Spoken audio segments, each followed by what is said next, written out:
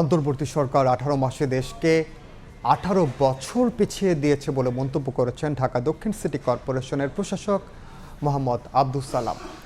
সকালে রাজধানীর প্রেস ক্লাবে সমন্বিত পরিবেশ ব্যবস্থাপনা, বন, পরিবেশ, নদী ও নগরায়ন শীর্ষক মতবিনিময় সভায় এ মন্তব্য করেন তিনি।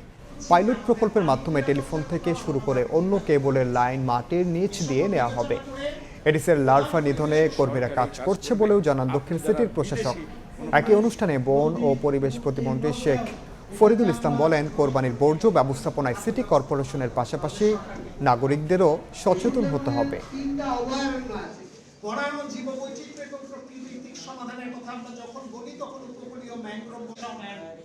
পরিবেশ নিয়ে আমরা দেখেছি বাংলাদেশে যারা সবচেয়ে বেশি সোচ্চার ছিল তার মধ্যে একজন গত ইন্টেরিয়াম গভর্নমেন্টের মন্ত্রী ছিলেন, উপদেষ্টা ছিলেন, কিন্তু পরিবেশের তো 12টা বাজায় গেছেন এবং আমার ঢাকা শহরের এই 18 মাসে 18 বছর পিছাই দিয়েছেন। ধানমন্ডিতে শুরু করেছি, আজকে টেলিফোন লাইন, আজকে ইন্টারনেট লাইন, আজকে কেবল লাইন একসাথে যাতে তারা কাজ করতে পারে, একসাথে যাতে তারা মাটির নিচে আন্ডারগ্রাউন্ডে নিয়ে যেতে পারে, সেটা পাইলট প্রকল্প সেখানে আমরা শুরু করেছি। সবার আগ্রহ হচ্ছে কিন্তু কোরবানি করা পর্যন্ত।